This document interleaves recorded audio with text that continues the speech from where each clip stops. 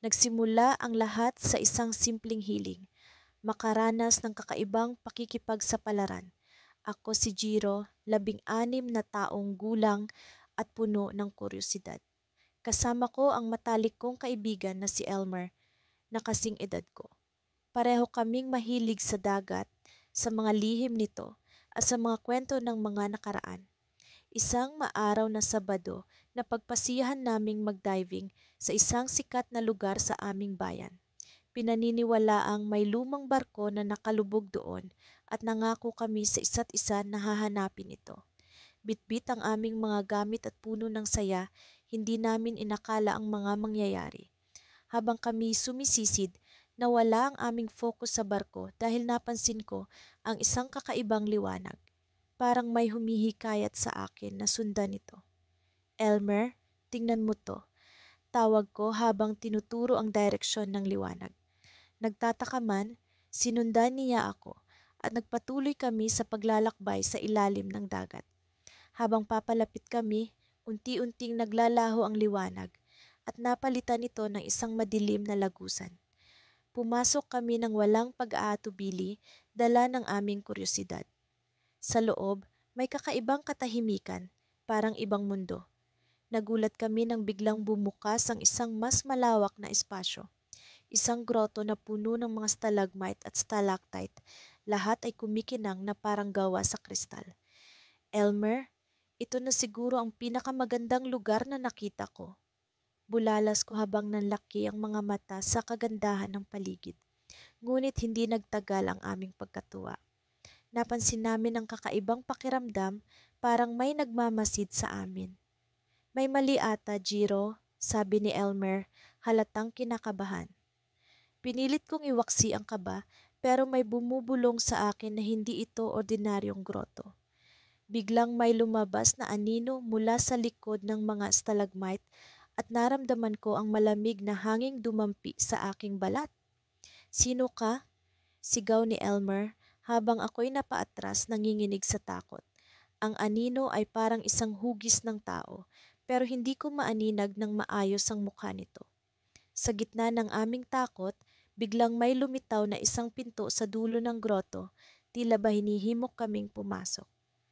Elmer, dapat siguro nating alamin kung ano yon, sabi ko, pilit na pinapakalma ang sarili.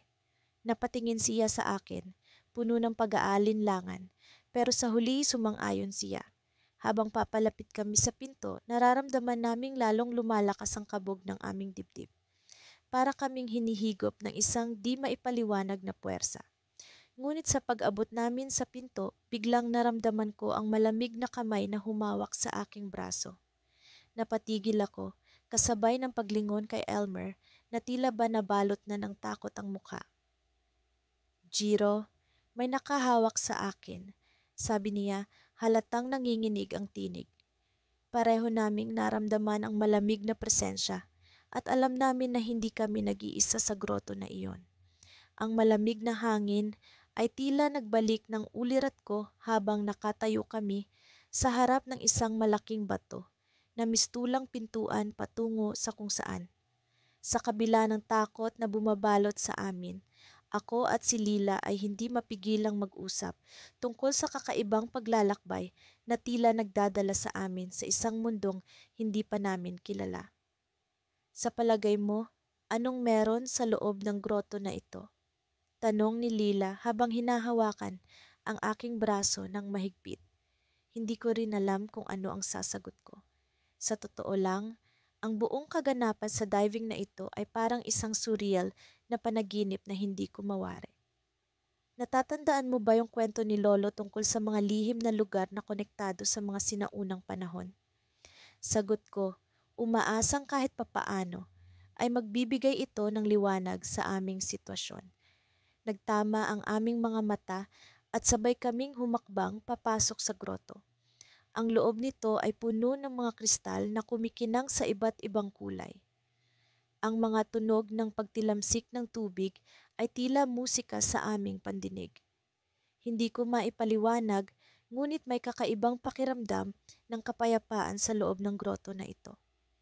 Habang naglalakad kami sa makipot na daanan, napansin ko ang mga ukit sa dingding. Mga larawan ng mga tao na tila nagdiriwang, may mga hayop at mga kakaibang nilalang na hindi ko pa nakikita. Lila, tingnan mo to, sabi ko, sabay turo sa isang ukit na tila nagpapakita ng isang grupo ng kabataan na may hawak na kristal. Parang tayo, sagot ni Lila, naguguluhan ngunit may halong pagkasabik. Ang mga imahe ay tila may kwento, isang kwento na gusto naming matuklasan. Patuloy kaming sumulong hanggang sa narating namin ang isang malaking silid na puno ng liwanag. Sa gitna nito ay may isang altar na may nakapatong na kristal na mas maliwanag pa kaysa sa iba. Sa likod ng altar ay may isang pintuang bato na natatakpan ng mga dahon. Lila, ano kaya kung subukan nating hawakan ng kristal? Iminungkahi ko kahit alam kong delikado. Ngunit ang kuryosidad ay tila isang apoy na hindi mapipigilan. Palapit kami sa altar at sa bawat hakbang ay tila bumibilis ang tibok ng aking puso. Nang hawakan namin ang kristal, bigla itong kumislap at ang buong silid ay napuno ng makulay na liwanag. Ang pintuang bato sa likod ng altar ay unti-unting bumukas at mula roon ay lumitaw ang isang matandang babae na may mahaba at puting buhok, suot ang isang balabal na tila hinabi mula sa mga bituin. Maligayang pagdating, sabi niya, ang tinig niya ay tila musika na umaagos sa hangin. Ako si Altia, tagapangalaga ng groto. Matagal ko nang hinihintay ang inyong pagdating. Nagkatinginan kami ni Lila, parehong hindi makapaniwala. Bakit kami? Tanong ni Lila, nanginginig ang boses sa pag-aalala at pagkasabik. Nasa inyong mga puso ang mga sagot, sagot ni Althea lumapit sa amin. Kayo ang mga pinili upang ipagpatuloy ang aming misyon, upang protektahan ang ating mundo mula sa mga panganib na nagmumula sa labas. Habang sinasabi niya ito, ang mga ukit sa dingding ay tila nabuhay. Nagpakita ng mga eksena ng mga sinaunang digmaan at mga kabataan na katulad namin na lumalaban para sa kapayapaan. Sa sandaling iyon, naramdaman ko ang bigat ng responsibilidad na unti-unting lumulundo sa akin. Ngunit paano namin magagawa iyon? Tanong ko, hindi mapigilang mag-alala. Magsimula sa inyong sariling lakas at tiwala sa isa't isa, sagot ni Althea. Ang kanyang mga mata ay puno ng pag-asa. Ang kristal na ito ay simbolo ng kapangyarihang nasa sa inyo. Sa tamang panahon, ito ang magiging susi sa tagumpay. Ngunit bago pa man namin maitanong ang mga susunod na hakbang, biglang nagbago ang paligid. Nawala si Althea at kami ni Lila ay nagising sa tabing dagat. Ang mga alon ay humahalik sa aming mga paa. Sa tabi namin, ang kristal ay nagniningning at sa likod nito ay ang groto na tila isang pangarap lamang. Anong gagawin natin na ngayon? Tanong ni Lila, ang boses niya ay puno ng pag-aalinlangan at pag-asa. Ipinulot ko ang kristal at sa sandaling iyon, naramdaman ko ang lakas na bumabalot sa akin. Alam ko hindi ito ang katapusan ng aming paglalakbay. Ito ay simula lamang ng isang mas malaking kwento na hindi pa namin lubos na nauunawaan. Ngunit sa pagkakaibigan namin ni Lila, alam kong kaya naming harapin ang mga darating na pagsubok. Sa likod ng mga ulap ay may mga mata na nagmamasid at sa puso ng groto ay may lihim na naghihintay na matuklasan. Ang tanong ay hindi kung ano ang susunod na mangyayari, kundi kung paano namin ito haharapin. At sa sandaling iyon, alam ko, ang aming tunay na pakikipagsapalaran ay nagsisimula pa lamang. Sa simula, ang dagat ay tila walang katapusan na asul na kalangitan sa ilalim ng tubig. Ang mga alon ay banayad na bumabalot sa amin habang patuloy kaming lumalalim. Ngunit ang aming mga pusong uhaw sa pakikipagsapalaran ay hindi natinag. Ako si Liam at kasama ko si Mia, ang aking matalik na kaibigan mula pa noong bata kami. Sa araw na iyon, nagpasya kaming tuklasin ang isang bahagi ng dagat na hindi pa namin nararating. Ang sabi-sabi ng mga lokal, may isang lihim na groto na nagtatago sa ilalim ng mga alon, isang lugar na puno ng hindi maipaliwanag na hiwaga. Sa aming paglalakbay, ang liwanag mula sa ibabaw ay unti-unting naglalaho at ang paligid ay sinakop ng madilim na bughaw. Ang aming mga maskara ay nagmistulang hadlang sa pagitan ng dalawang mundo, ang mundo ng tao at ang mundo ng tubig.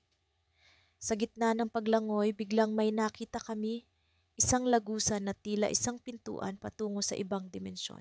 Ang lagusan ay balot ng mga siwid at ang tubig ay tila nagiging mas malamig habang kami ay papalapit. Mia, tingnan mo ito. Bulong ko, ang tunog ay naglalakbay lamang sa loob ng aking sariling maskara. Tumango siya, ang mga mata ay puno ng pagnanasa at pag-aalinlangan. Pareho naming alam na ito na ang pagkakataon para tuklasin ang sinasabing groto. Nagpatuloy kami sa paglangoy, dinadala ng aming pagnanasa para sa lihim na naghihintay sa kabila ng lagusan. Habang papalapit, naramdaman ko ang kakaibang enerhiya na tila humahatak sa amin papasok. Sa bawat hakbang, ang kapaligiran ay nagbabago. Ang mga pader ng bato ay naguumapaw sa kulay ginto at pilak na alon na tila sinasalamin ng liwanag mula sa hindi malamang pinagmulan. Sa loob ng groto, ang tubig ay naging mas malinaw, halos parang kristal. Nakita ko si Mia na nakangiti habang kami ay nagpatuloy sa paggalugad. Ang mga stalaktita at stalagmit ay tila mga tigre na nagbabantay sa kanilang teritoryo. Ngunit sa halip na takot, ang mga ito ay nagdulot sa amin ng pagkamangha. Sa gitna ng groto, may isang altar na gawa sa koral at perlas. Nakita namin ang mga inscription na nakaukit sa mga pader, mga simbolo na hindi namin maunawaan. Ngunit tila nagkukwento ng sinaunang kasaysayan ng lugar na ito. Ang oras ay tila tumigil habang kami ay nagmasid. Ang lugar na ito ay hindi lamang basta groto. Ito ay isang lihim na mundo na puno ng mga misteryo na naghihintay na matuklasan. Biglang, naramdaman ko ang panginginig mula sa ilalim ng tubig. Ang groto ay tila nabuhay at ang paligid ay nagsimulang umikot sa amin. Pakiramdam ko ay hinahatak kami ng isang puwersa at bago pa man kami makapag-isip ng aming gagawin, kami ay natangay palabas ng groto, pabalik sa dagat. Nang kami ay bumalik sa ibabaw, parehong humihingal at naguguluhan. Ang araw ay nasa kalagitnaan na ng langit. Mula sa aming kinatatayuan, ang mundo ay tila nagbago. Ang dagat ay naging mas maliwanag at ang hangin ay puno ng kakaibang halimuyak ng mga bulaklak na hindi namin matukoy. Mia, ano ang nangyari? Tanong ko, hindi pa rin makapaniwala sa aming nasaksihan. Ngunit bago pa man kami makapag-usap, napansin namin ang isang kakaibang bagay. Ang aming mga balat ay may kislap ng pilak, isang marka na hindi namin alam kung paano nagkaroon. Bakit parang iba ang lahat? Bulong ni Mia habang kami ay naglalakad pabalik sa baybayin. Ang tanawin ay tila nagbago. Ang mga halaman sa paligid ay nagmistulang, lumang mga kaibigan na may bagong anyo, at ang mga tao ay tila hindi kami nakikita. Habang kami ay naglakad, unti-unti naming napagtanto na ang groto ay hindi lamang basta lihim na lugar. Ito ay isang daan patungo sa ibang dimensyon, isang mundo na puno ng hiwaga at mga bagay na hindi namin lubos na maipaliwanag. Ang mga marka sa aming balat ay tila mga palatandaan na kami ay napili para sa isang misyon na hindi pa namin alam kung paano sisimulan. Ngunit sa kabila ng lahat ng ito, alam namin na ang aming pagkakaibigan ang magiging gabay sa aming paglalakbay. Habang nagsisimula kaming maglakbay pabalik, biglang sumagi sa isip ko ang isang tanong. Mia, paano kung hindi na tayo makabalik sa dati nating mundo? Ngumiti siya, isang ngiti na puno ng pag-asa at tapang. Liam, kahit saan man tayo mapunta, basta magkasama tayo, alam kong makakahanap tayo ng daan. Sa likod ng kanyang mga salita, may isang anino na nagsimulang lumitaw sa dagat, isang anino na tila nag-aabang sa aming susunod na hakbang. Sa oras na iyon, Naisip ko na ang groto ay hindi lamang tungkol sa paglalakbay sa isang bagong mundo, kundi tungkol sa pagtuklas sa tunay na halaga ng pagkakaibigan. Isang misteryo na patuloy naming susubukan malaman habang naglalakbay sa mundo ng hiwaga. Ang mga salita ni Lila ay parang mga alon na patuloy na bumabalik sa aking isipan habang kami naglalakbay sa ilalim ng dagat. Mayroon tayong hindi pa natutuklasang lihim, sabi niya, ang kanyang mga mata naglalagablab sa kuryosidad at pananabik. Ako, si Rico, ay nag-aalangan, ngunit ang buhay sa ilalim ng tubig ay may kakaibang hatak na hindi ko matanggihan. Ang tubig ay malakristal at bawat pagsisid namin ay parang pagpasok sa ibang mundo. Nang marating namin ang dulong bahagi ng reef, napansin namin ang tila kakaibang liwanag na nagmumula sa isang lagusan. Ito na iyon, Rico, bulong ni Lila habang itinuturo ang makipot na daan na tila inaanyayahan kami papasok. Hindi ko alam kung ang kabang nararamdaman ko ay dahil sa takot o sa pananabik sa maaaring matuklasan. Habang lumalangoy kami papasok sa lagusan, ang paligid ay unti-unting nagbago. Ang tubig ay nagkaroon ng malaperlas na kinang at ang mga isda sa paligid ay nagliwanag na parang mga bituin sa karagatan. Ito na ang simula ng ating lihim na paglalakbay, sabi ni Lila, ang kanyang tinig puno ng pagtataka. Bigla kaming nakarinig ng tunog na tila bumubulong mula sa kailaliman. Isang musika na hindi namin matukoy, ngunit ito'y umaakay sa amin. Ang tunog ay tila nagmumula sa dulo ng lagusan, kung saan ang liwanag ay mas nagiging maliwanag. Nararamdaman mo ba ito, Rico? Tanong ni Lila at tumango lamang ako bilang tugon. Ang musika ay tila nag-uusap, tinatawag ang aming mga pangalan sa isang wikang hindi namin nababatid. Sa wakas narating namin ang dulo ng lagusan na nagbukas sa isang malawak na groto. Ang groto ay puno ng mga koralis na kumikinang sa iba't ibang kulay at ang mga dingding nito ay may mga ukit na tila mga larawan mula sa ibang panahon. Sa gitna nito ay isang malaking altar na yari sa ginto at sa ibabaw nito ay may isang mahiwagang perlas na tila naglalaman ng lahat ng liwanag ng mundo. Lumapit kami sa altar, ang aming mga puso ay punong-puno ng pagkamangha. Ano kaya ang kwento ng lugar na ito? Tanong ni Lila, ngunit wala akong maisagot. Ang lahat ay tila isang panaginip, isang hiwaga na hindi namin maipaliwanag. Habang nakatingin kami sa perlas, bigla itong kumislap at sa isang iglap, ang buong groto ay nagbago. Ang mga dingding ay naging transparent, nagpapakita ng iba't ibang mundo. Mga lugar na hindi pa namin nakikita, mga tao na hindi pa namin nakikilala. Ang bawat tanawin ay nagpapakita ng kwento, at bawat kwento ay tila isang bahagi ng amin. Rico, tingnan mo, sigaw ni Lila. Itinuturo ang isang imaheng lumitaw sa harap namin. Isang larawan ng amin sa isang ibang dimensyon. Kami mas matanda, nakasuot ng kakaibang kasuotan at tila naglalakbay sa isang mundo na hindi namin kilala. Ito ba ang hinaharap? Tanong ni Lila, kanyang mga mata puno ng pagtataka. Bago pa man kami makasagot, naramdaman namin ang isang puwersa na tila nag-uugnay sa amin sa perlas. Ang musika ay naging mas malakas at ang mga imaheng nasa paligid ay nagumpisang gumalaw. Tila kami isinusuong sa mga kwento nito. Bigla naming naramdaman ang paghatak ng tubig at sa isang iglap, kami nasa ibang bahagi na ng groto. Ang altar ay nawala, ngunit ang perlas ay nasa aming harapan pa rin, patuloy na kumikinang. Sa paligid namin ay mga nilalang na hindi namin nakikita kanina. Mga diwata ng dagat, mga sirena na may mga mata na naglalagablab, at mga nilalang na tila gawa sa tubig. Isang sirena ang lumapit sa amin. Ang kanyang tinig ay puno ng lambing. Kayo ang napiling tagapangalaga, sabi niya, ng lihim ng groto. Sa inyo nakasalalay ang kapalaran ng aming mundo. Hindi ko alam kung paano ko ito tatanggapin.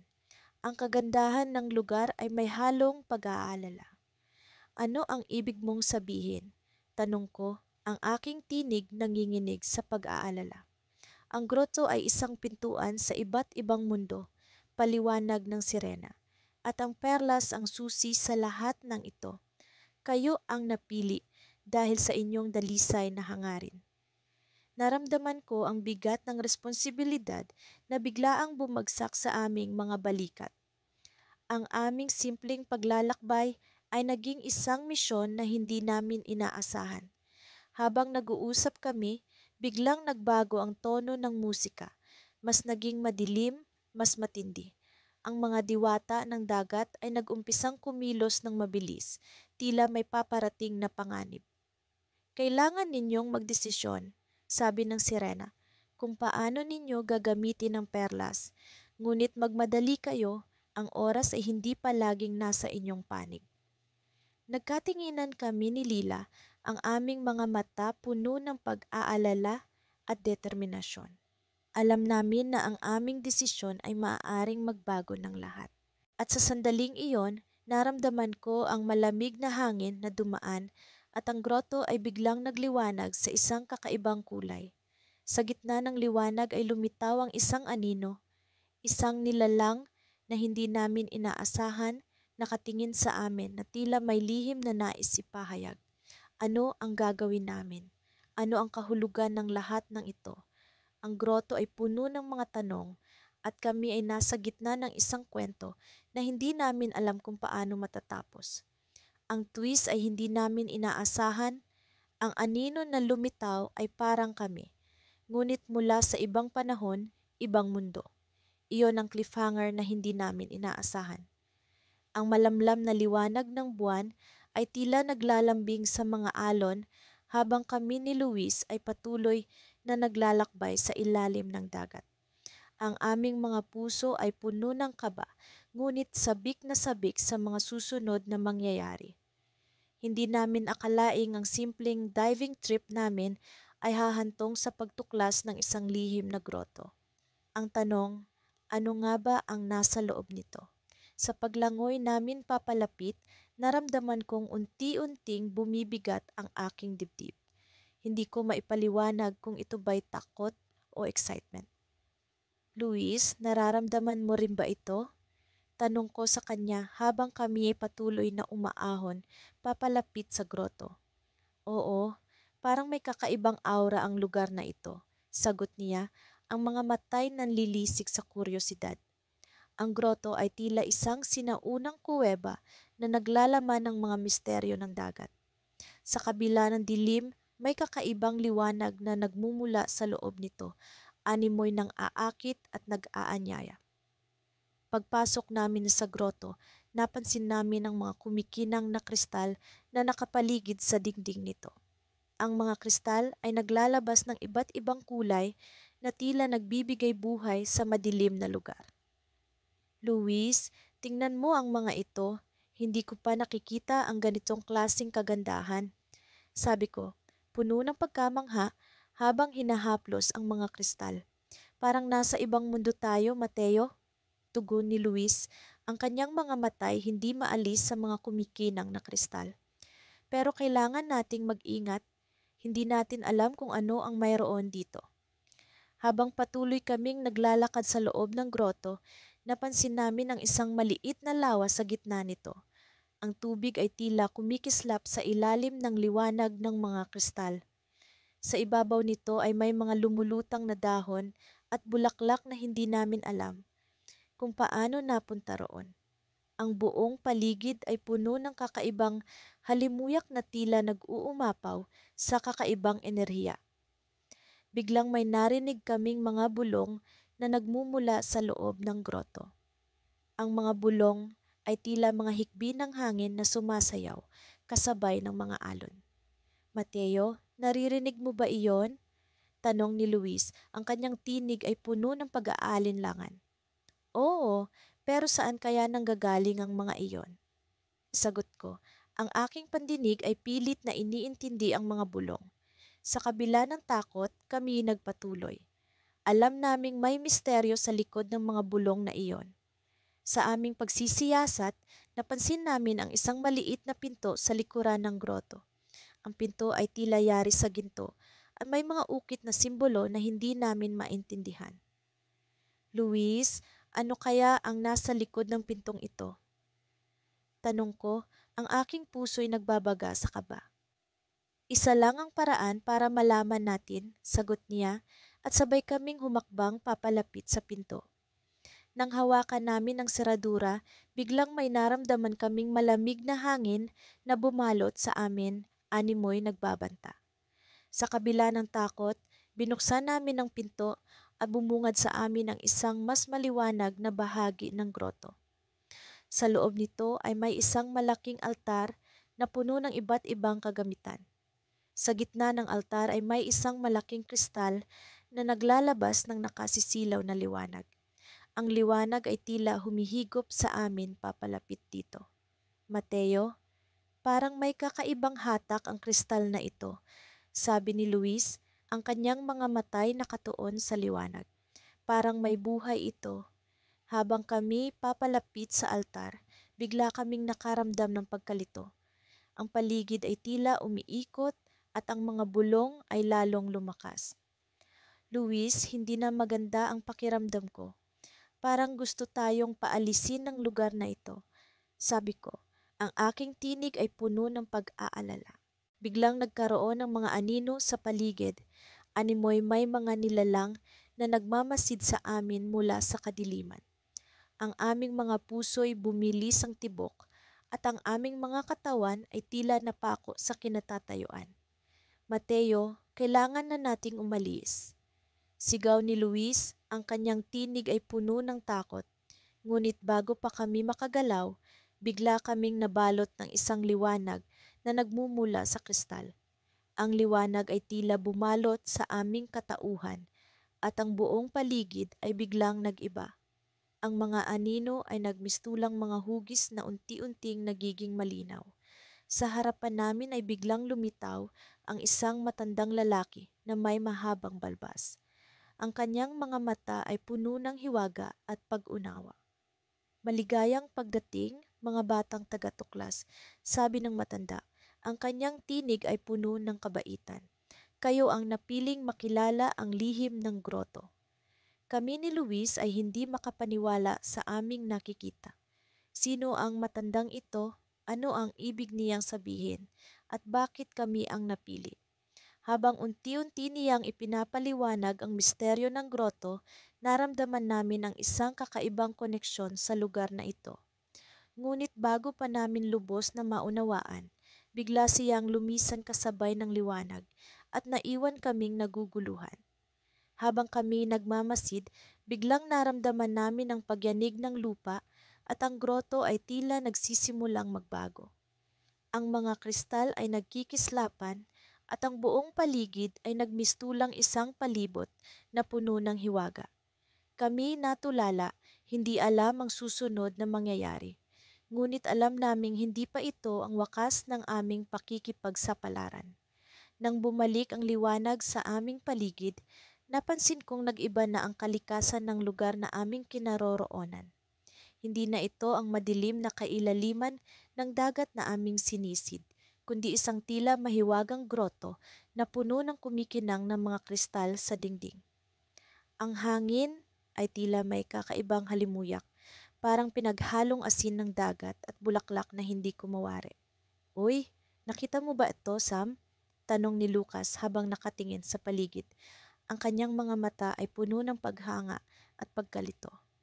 Oo, Lucas, parang ibang mundo na to, tugon ko, hindi pa rin makapaniwala sa aming nasaksihan. Ang mga kristal ay naglalabas ng iba't ibang kulay ng liwanag na parang mga bituin sa kalangitan. Habang kami ay nagmamasid, biglang may narinig kaming tunog ng tubig na tila may bumubulwak mula sa isang bahagi ng groto. Sinundan namin ang tunog at doon namin nakita ang isang maliit na talon na tila bumubulong sa amin. Halika, tuklasin ninyo ang lihim. Sa likod ng talon, may isang makipot na daanan. Nagkatinginan kami ni Lucas, kapwa nagtataka at sabik na malaman kung ano ang nasa kabila ng lagusan. Walang alinlangan, unti-unti kaming pumasok sa daanan, hindi alintana ang malamig na tubig na bumabagsak sa amin. Sa kabila ng lagusan, natagpuan namin ang isang mas malaking silid na puno ng mga lumang kagamitan sa diving at mga lumang kasangkapan na tila mula pa sa sinaunang panahon. Ang mga ito ay maingat na nakaayos na para bang may nangangalaga sa mga ito. Sa gitna ng silid, may isang lumang mesa na punong-puno ng mga mapa at tala. Lumapit si Lucas sa mesa at nagsimulang maghahalongkat. Sam, tingnan mo to. Mukhang mga tala mula sa mga diver na nawala. Sabi niya, ang kanyang boses ay puno ng pananabik. Parang may mga dokumento tungkol sa groto ng nawawalang kaalaman. Kinuha ko ang isang mapa at sinuri ito. May nakasulat na mga simbolo at marka na hindi ko maintindihan. Pero isang bagay ang malinaw. Ang groto na ito ay hindi basta-basta. Ito ay tila isang sentro ng mga lihim na kaalaman na posibleng nabuo sa paglipas ng panahon. Habang tinitingnan namin ang mga dokumento, narinig namin ang pagkaluskos ng mga paa sa likod namin. Agad kaming napalingon at nakita namin ang isang matandang lalaki na nakasuot ng diving suit. Ang kanyang mukha ay puno ng mga kulubot, ngunit ang kanyang mga mata ay puno ng kabataan at karunungan. Magandang araw sa inyo mga binata, bati niya. Ang kanyang tinig ay parang musika na umaalunignig sa buong groto. Ako si Hernando, ang tagapag-alaga ng groto na ito. Nagulat kami ni Lucas, hindi alam kung paano magre-react. Ano po ang ibig sabihin nito? Tanong ko, pilit na hindi nagpapahalata ng takot. Ang groto na ito, sagot ni Hernando, ay isang lugar kung saan ang mga nawawala ay natatagpuan at ang mga lihim ay nabubunyag. Maraming taon na akong narito, nagbabantay sa mga dumating at nag-aaral ng mga kaalaman na iniwan ng iba. Bigla kong naisip ang mga nawalang diver na nabanggit sa mga dokumento. Sila po bang mga nawalang diver ay dito rin napunta? Tanong ko. Ngumiti si Hernando, isang angiti na puno ng misteryo. Marami sa kanila ang natagpuan ang kanilang daan dito tulad ninyo, ngunit hindi lahat ay piniling manatili. Ang groto na ito ay para sa mga handang tuklasin at alamin ang mas malalim na katotohanan. Nagsimula akong maramdaman ang bigat ng mga salita ni Hernando. Ang groto na ito ay hindi lamang isang lugar ng kagandahan, kundi isang lugar na puno ng mga posibilidad at panganib. Bakit kami nandito? Tanong ni Lucas. Ang kanyang boses ay puno ng pag-aalinlangan. Bawat isa sa inyo, sagot ni Hernando, ay may kanya-kanyang tanong na nais masagot. Ang groto na ito ay nagbibigay ng pagkakataon upang matuklasan ang mga kasagutan. Ngunit kayo ang pipili kung ano ang inyong gagawin sa mga natuklasan. Habang iniisip ko ang mga sinabi ni Hernando, naramdaman ko ang kakaibang init sa aking bulsa. Kinuha ko ang lumang kompas na nahanap namin kanina at nakita kong umiilaw ito ng kakaibang liwanag. Agad kong ipinakita kay Lucas at ang kanyang mga mata ay nagliwanag sa pagkagulat. Bakit ito nag-iilaw? Tanong ni Lucas, hindi makapaniwala. Ngumiti si Hernando at sa kanyang mga mata ay makikita ang isang lihim na hindi niya sinasabi. Ang kompas na iyan ay magpapakita ng daan patungo sa inyong mga kasagutan. Ngunit tandaan, ang bawat hakbang ay may kapalit. Bago pa man namin maitanong kung ano ang ibig niyang sabihin, biglang umikot ang kompas at nagturo sa isang direksyon na hindi pa namin nakikita. Ang liwanag nito ay naging mas maliwanag na para bang isang tala na nag-aanyaya sa amin na sumunod. Tumingin kami sa isa't isa ni Lucas at sa aming mga mata ay naroon ang parehong pagnanasa na tuklasin ang misteryo ng groto. Ngunit sa likod ng aming mga isip, alam namin na ang bawat hakbang ay may kasamang panganib. Habang sinimulan naming sundan ang direksyon ng kompas, naramdaman ko ang kakaibang kaba sa aking dibdib. Ano kaya ang nasa dulo ng daan na ito? Ano kaya ang kapalit ng aming paglalakbay? Habang papalapit kami sa dulo ng groto, biglang nagbago ang liwanag ng kompas. Mula sa maliwanag, ito ay naging madilim na para bang nagbabadya ng isang hindi inaasahang panganib. At sa sandaling iyon, naramdaman ko ang malamig na hangin na bumalot sa amin at ang liwanag ng mga kristal ay unti-unting naglaho. Sa harap namin lumitaw ang isang pintuan na puno ng mga simbolo at ito ay unti-unting bumukas, nag-aanyaya sa amin na pumasok. Ngunit bago kami tuluyang makapasok, narinig namin ang isang tinig mula sa loob. Isang tinig na hindi namin kilala ngunit tila pamilyar. Mag-ingat sa inyong mga hakbang sapagkat ang daan ay puno ng mga lihim na hindi ninyo inaasahan. At sa sandaling iyon, alam namin na ang aming paglalakbay ay hindi lamang tungkol sa mga sagot, kundi tungkol sa pagtuklas ng mas malalim na katotohanan na maaaring magbago ng aming buhay. Ang liwanag mula sa mga lampara namin ay tila gumuguhit ng mga kakaibang anino sa loob ng groto. Hindi ko maiwasang makaramdam ng kakaibang kilabot habang iniisip kung ano ang maaaring nag-aabang sa amin sa kaloob-looban nito. Si Lila, ang matalik kong kaibigan, ay nasa tabi ko. Mahigpit na hawak ang aking kamay habang patuloy kaming naglalakad, tila ba ang bawat hakbang namin ay papalapit sa isang mundo na hindi namin alam. Hanggang saan kaya tayo dadalhin nito, Alex? Tanong ni Lila.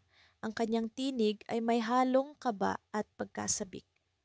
Hindi ko alam, pero sigurado akong hindi tayo nag-iisa dito. Sagot ko, habang ang tunog ng tubig na tumutulo mula sa kisame ng groto ay parang musika sa aming pandinig. Ang bawat patak ay tila may kwento, mga lihim na nakatago sa likod ng mga pader ng bato. Hindi nagtagal, narating namin ang isang bahagi ng groto na may parang altar na gawa sa mga kumikinang na bato. Ang liwanag na nagmumula sa mga ito ay nagbibigay sa amin ng pakiramdam na parang nasa ibang mundo kami, isang lugar na puno ng mahika at misteryo. Sa gitna ng altar may isang lumang libro. Ang pabalat nito ay puno ng mga simbolo na hindi namin maunawaan, ngunit ang bawat isa ay tila humihila sa amin palapit. Buksan mo, Alex, bulong ni Lila. Ang kanyang mata ay kumikislap sa kuryosidad. Dahan-dahan kong binuksan ang libro at agad kong naramdaman ang tila malamig na hangin na dumaloy mula sa mga pahina nito. Ang mga nakasulat ay hindi sa wikang kilala namin, ngunit sa di maipaliwanag na paraan, naiintindihan ko ang kahulugan ng bawat salita.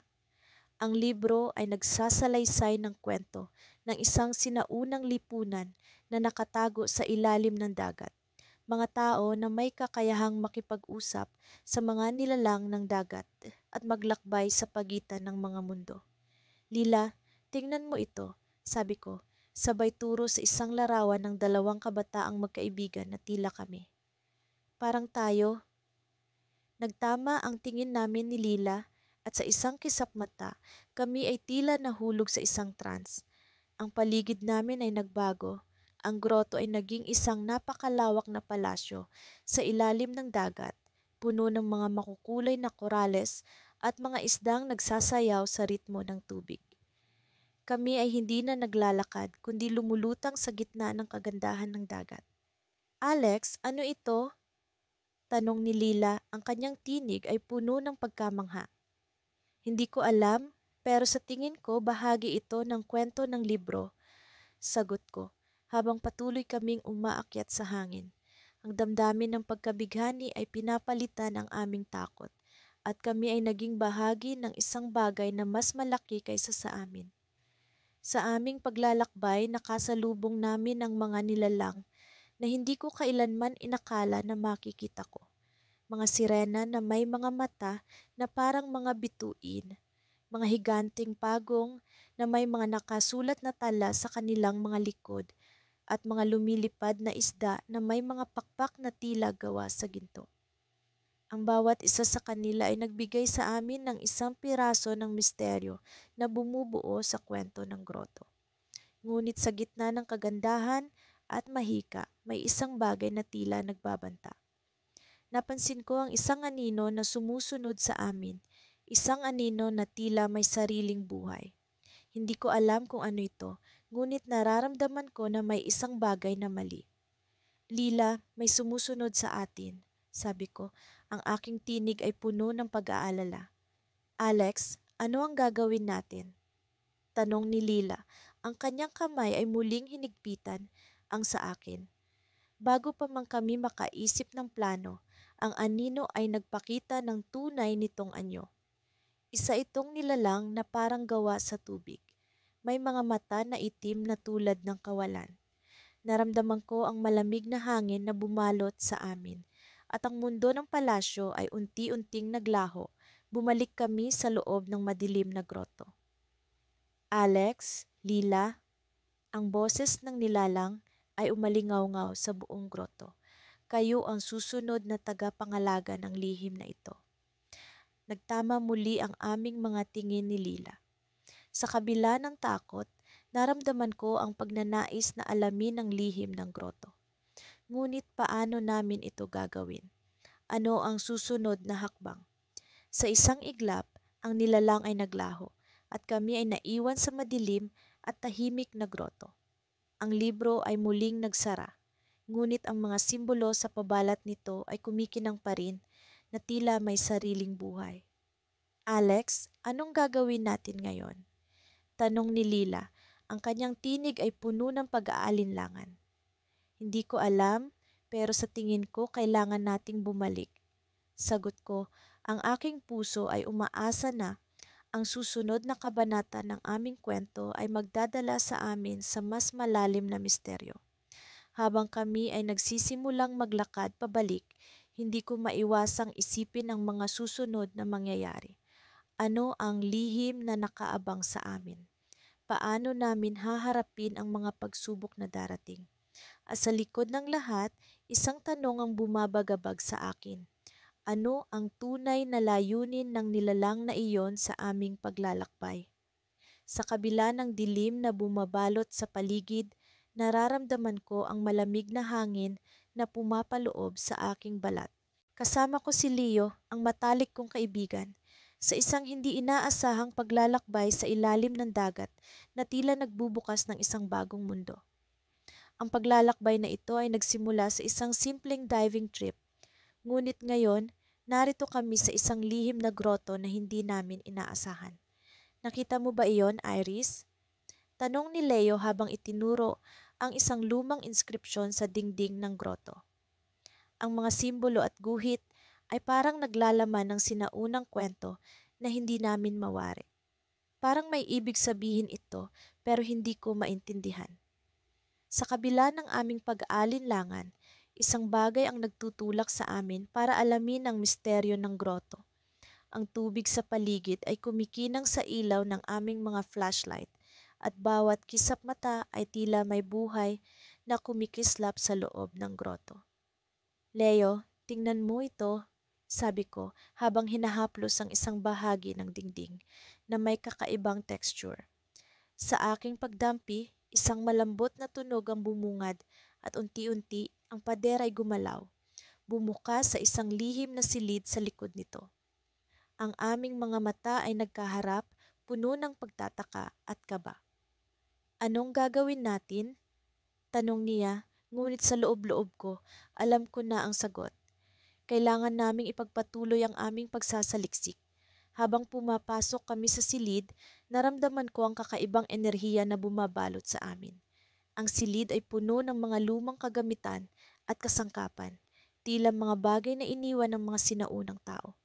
Sa gitna nito, isang lumang mesa na may nakalatag na mapa, na may mga marka at guhit na tila nag-uugnay sa aming pinagmulan.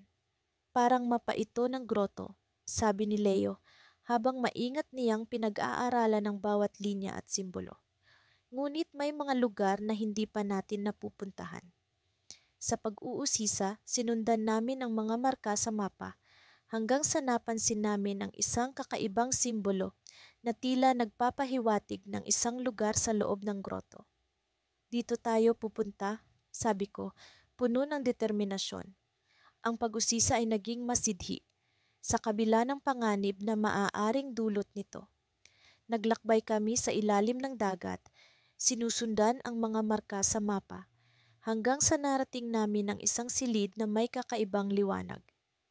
Ang mga dingding ay puno ng mga kristal na kumikinang sa iba't ibang kulay, at sa gitna nito, isang altar na may nakalatag na sinaunang aklat. Nakakatakot ito, sabi ni Leo habang dahan-dahan niyang nilalapitan ang altar. Pero kailangan nating alamin kung ano ang nilalaman ng aklat na ito. Sa aking paghawak sa aklat, naramdaman ko ang kakaibang init na bumabalot sa aking kamay. Binuksan ko ito at ang mga pahina ay puno ng mga simbolo at guhit na tila nag-uugnay sa aming karanasan sa groto. Parang kwento ito ng mga sinaunang tao, sabi ko habang binabasa ang ilang bahagi. Isang kwento ng pagkakaibigan at pagsubok ng paglalakbay sa hindi kilalang mundo. Sa gitna ng aming pag-aaral, naramdaman ko ang paggalaw ng hangin sa paligid at isang anino ang bumalot sa silid. Iris, may nangyayari, sabi ni Leo, puno ng kaba. Bago pa man kami makakilos, ang silid ay nagsimulang manginig at ang mga dingding ay tila nagkakaroon ng sariling buhay. Sa isang kisap mata, isang malaking pintuan ang bumukas sa aming harapan, puno ng liwanag at misteryo. Leo, anong gagawin natin? Tanong ko, habang ang aming mga mata ay puno ng pagtataka. Ngunit bago kami makasagot, isang boses ang umalingaw-ngaw sa paligid, puno ng misteryo at hiwaga. Welcome mga tagapagtuklas, sabi ng boses, sa mundo ng hindi kilalang kaibigan. Sa isang kisap mata, ang pintuan ay bumukas ng tuluyan at sa likod nito, isang mundo na hindi namin inaasahan. Isang mundo na puno ng mga nilalang na tila galing sa ibang dimensyon. Leo, hindi tayo nag-iisa, sabi ko, habang ang aming mga mata ay puno ng pagkamangha. Sa aming harapan, isang bagong paglalakbay ang nagbukas, puno ng mga misteryo at hiwaga. Ang groto ay hindi lamang isang lugar ng pagkatuklas, kundi isang mundo ng hindi inaasahang pagkakaibigan at pagsubok. At sa gitna ng lahat ng ito, alam ko na ang aming kwento ay nagsisimula pa lamang. Isang kwento na puno ng mga twist at cliffhanger na hindi namin inaasahan. Ang init ng araw ay nakakapaso pa rin, kahit na ang tubig sa paligid namin ay malamig at nakakapagbigay ginhawa. Sa ilalim ng dagat, ang mundo ay tila ibang dimensyon. Ang mga kulay ay mas matingkad, ang mga tunog ay mas malalim, at ang lahat ng bagay ay tila lumulutang sa kawalan. Kasama ko si Carlo, ang matalik kong kaibigan, sa aming dive na ito. Magkasama naming tinatahak ang mga lihim ng dagat, mga lihim na hindi pa namin nakikita o naririnig.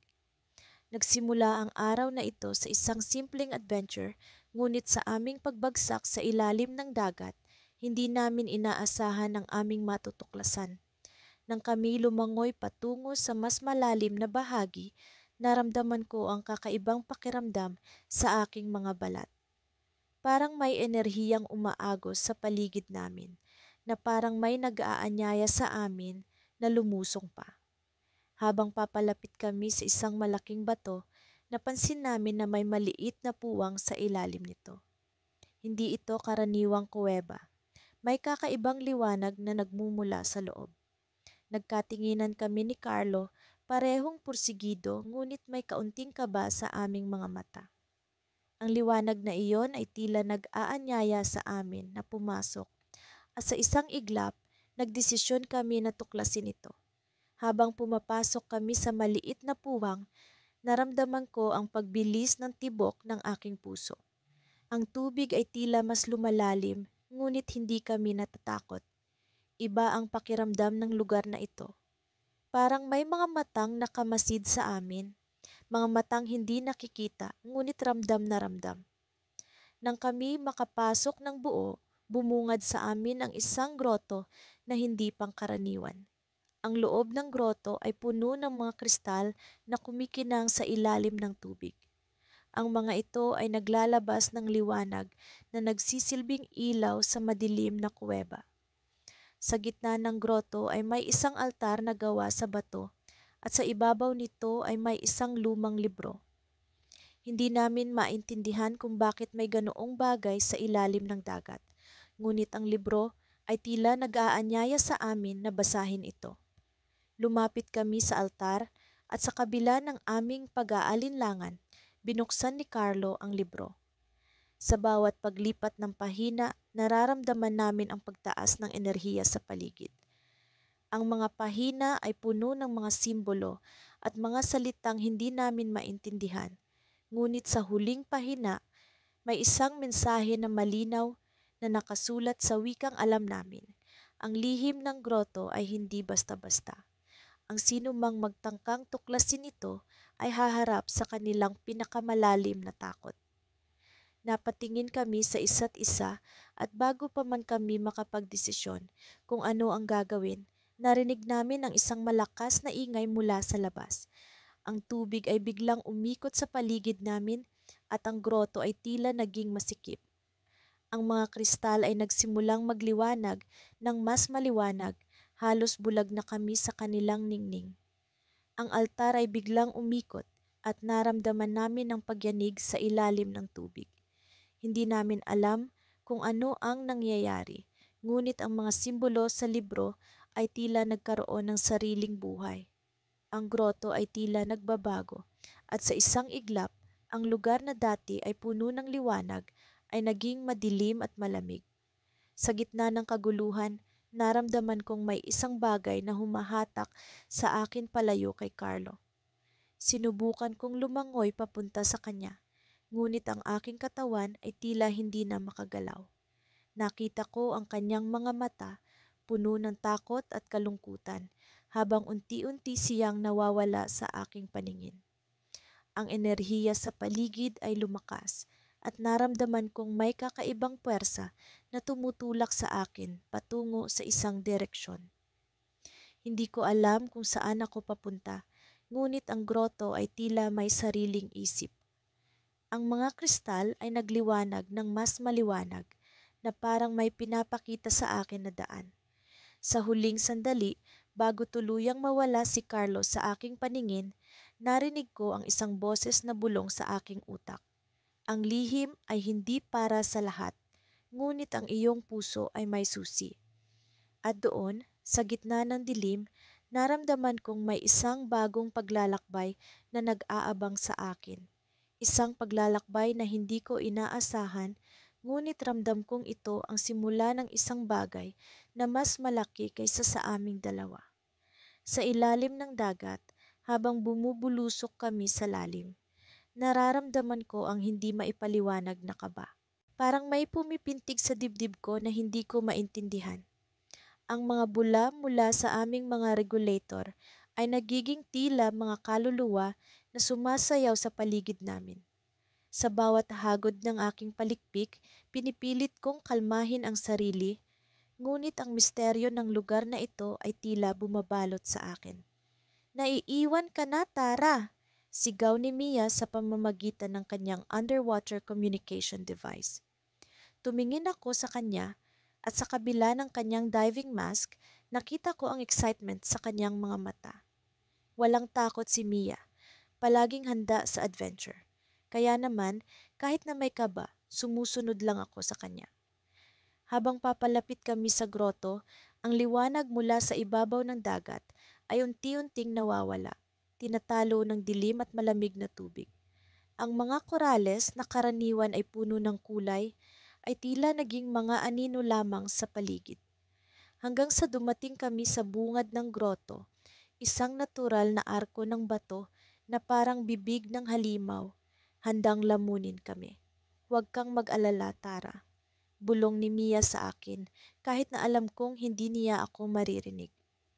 Magkasama tayo, pumasok kami sa loob at ang mundo ay nagbago. Ang groto ay puno ng hindi pangkaraniwang ilaw, isang malaasul na liwanag na nagmumula sa mga pader.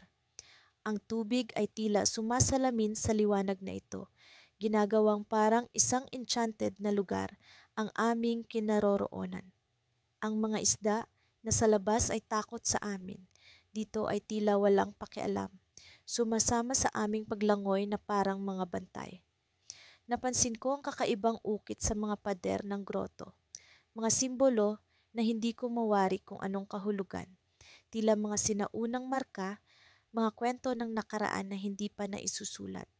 Pakiramdam ko ay nasa ibang mundo kami, isang lugar na hindi pa nararating ng tao.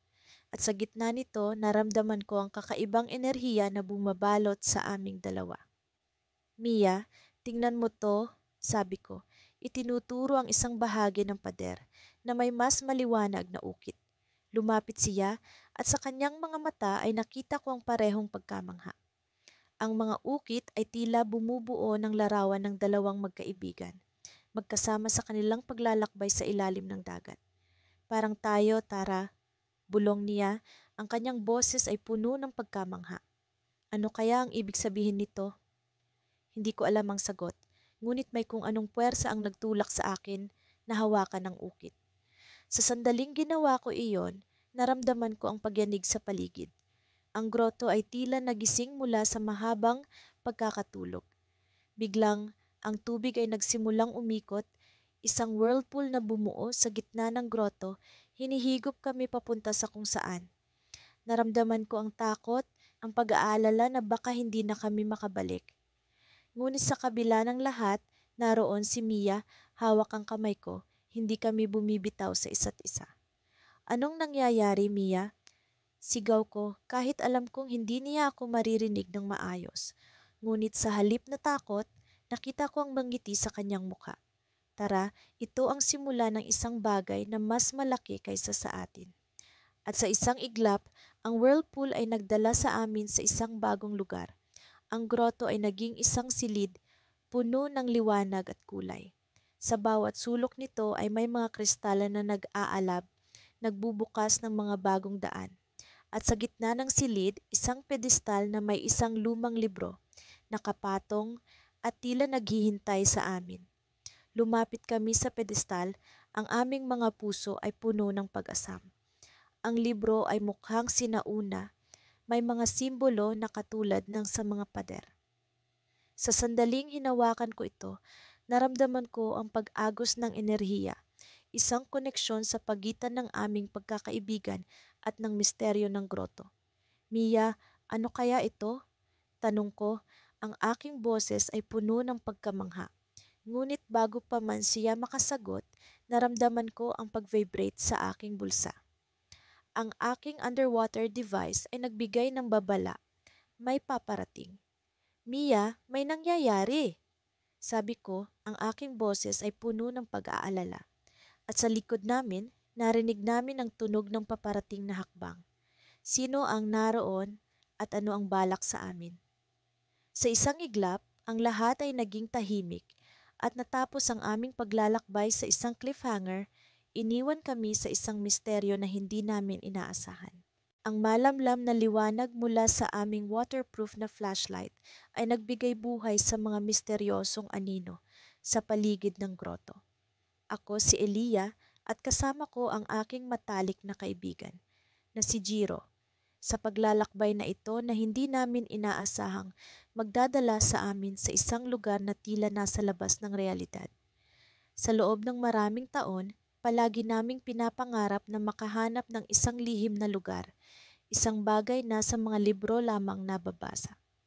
Ngayon, narito kami, naglalakbay sa ilalim ng dagat patungo sa isang groto na tila puno ng mahika at hiwaga. Elia, tingnan mo ito, bulong ni Giro, habang itinuturo ang isang bahagi ng pader na tila may mga ukit na simbolo. Ang mga simbolo ay hindi pangkaraniwang anyo ng mga sulat, ngunit may kakaiba sa kanila na parang nararamdaman ko ang kanilang kahulugan kahit hindi ko ito lubos na maunawaan. Parang may kwento ang mga ito, dagdag niya habang sinisiyasat ang bawat detalye. Habang pinag-aaralan namin ang mga simbolo, naramdaman ko ang malamig na hangin na dumadaloy mula sa isang maliit na siwang sa dingding. Jiro, may hangin dito, mukhang may daanan papapasok, sabi ko, puno ng pag-aasam. Ang aming pagkakatuklas ay nagdulot ng bagong sigla sa aming paglalakbay. Ang ideya na may higit pa sa groto na ito ay nag-udyok sa aming mga hakbang. Dahan-dahan kaming sumulong, ang liwanag mula sa flashlight ay naglalaro sa mga basang pader na tila nagkukwento ng mga nakaraan. Ang mga tunog ng tubig na tumutulo at ang aming mga yapak ay ang tanging musika sa aming paglalakbay. Sa likod ng siwang, natagpuan namin ang isang mas malaking silid. Sa gitna nito ay may isang malaking altar na tila gawa sa sinaunang bato, pinalilibutan ng mga kristal na kumikinang sa madilim. Anong lugar ito? Tanong ni Jiro. Ang kanyang tinig ay puno ng paghahanga at pagkamangha. Ang altar ay may mga inskripsyon din, ngunit mas komplikado at mas mahirap basahin. Ang mga kristal sa paligid ay naglalabas ng banayad na liwanag na nagmumula sa loob, tila sumasayaw sa bawat galaw namin. Dahan-dahan akong lumapit sa altar, ang aking kamay ay hindi sinasadyang humipo sa isang bahagi nito. Biglang, ang buong silid ay nagliwanag at ang mga kristal ay nagpakita ng iba't ibang kulay.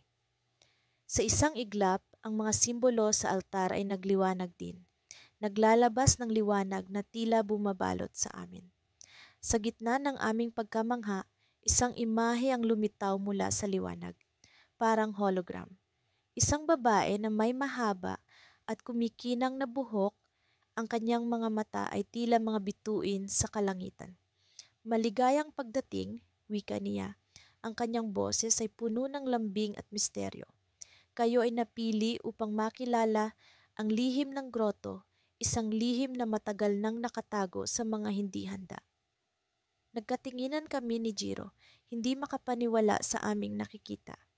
Ano ang ibig mong sabihin? Tanong ko, ang aking tinig ay nanginginig sa damdamin ng takot at pagkagulat. Ang groto na ito ay isang daan patungo sa mundo ng mga hindi nakikita, paliwanag ng babae. Kayo ay napili dahil sa inyong dalisay na hangarin at matibay na pagkakaibigan.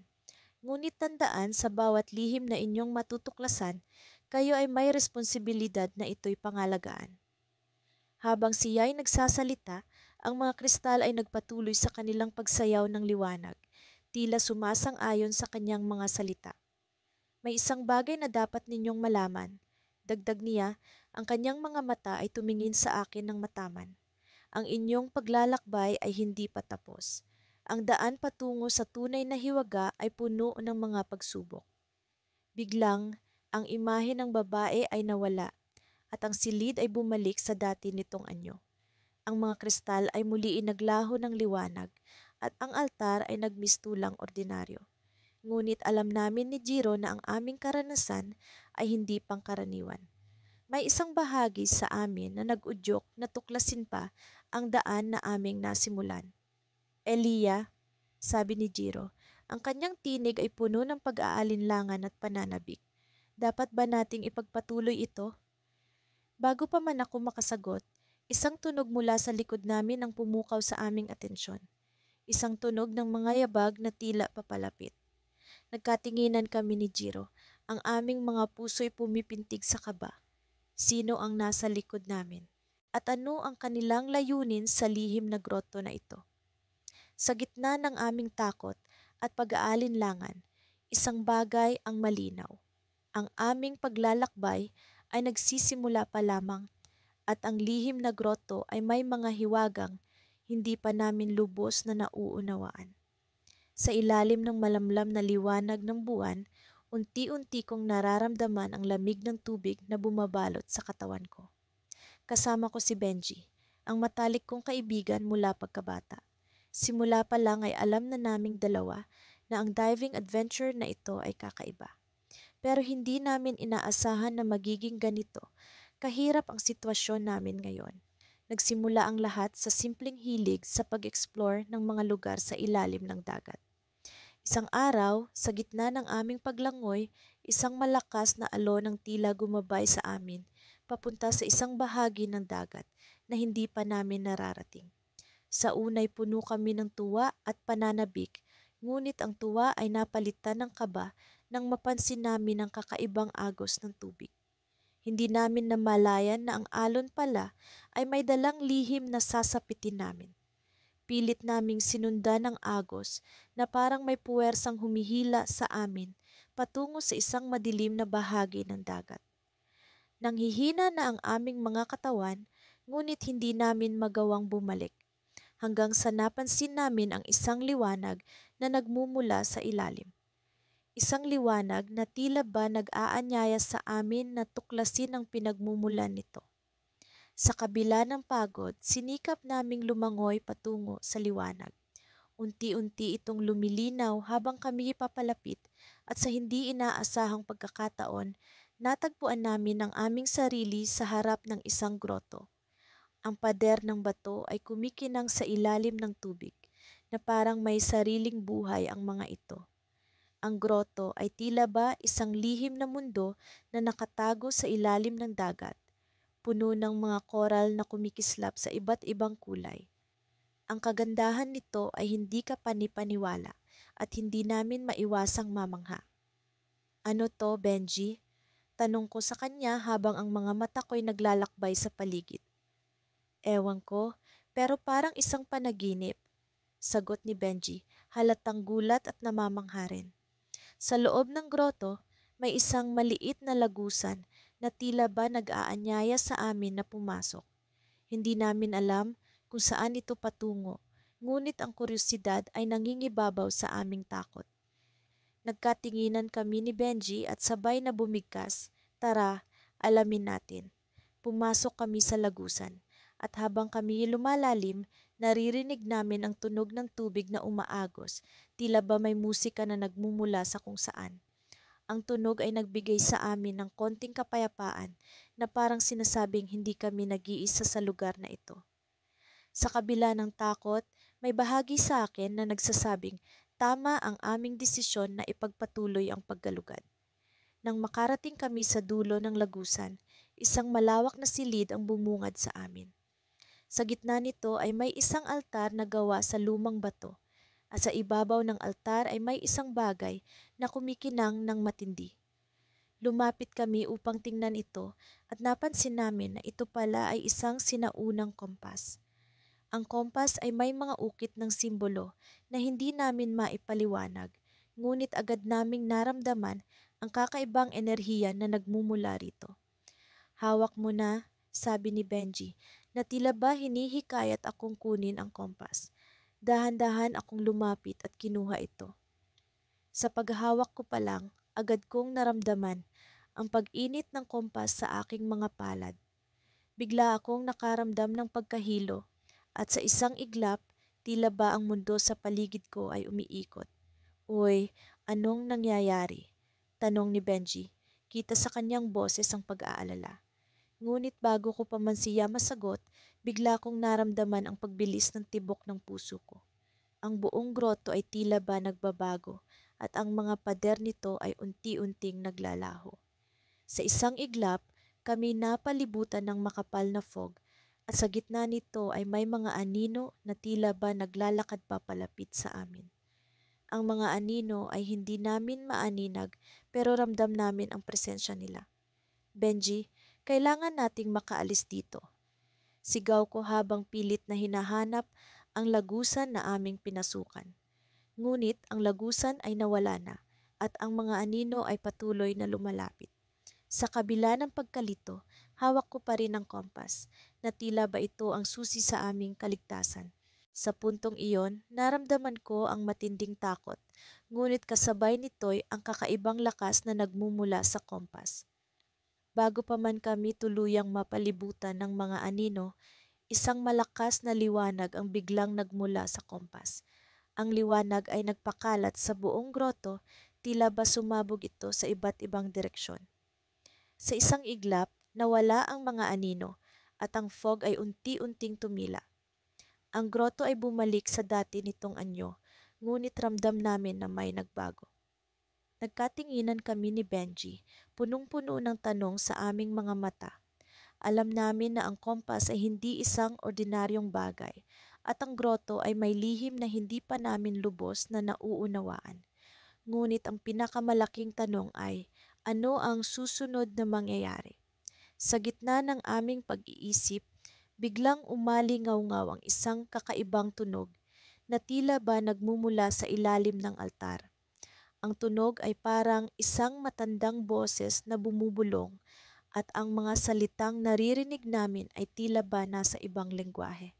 Ngunit sa kabila ng kalituhan, ramdam namin na ang boses ay may mahalagang mensahe. At sa puntong iyon, alam namin na ang aming pakikipagsapalaran ay hindi pa tapos. Ang groto ay may mga lihim na naghihintay na matuklasan. At kami napagtanto na ang kompas ay susi sa pagtuklas ng mga ito. Ngunit ang tanong ay, handa ba kami sa kung ano ang aming matutuklasan?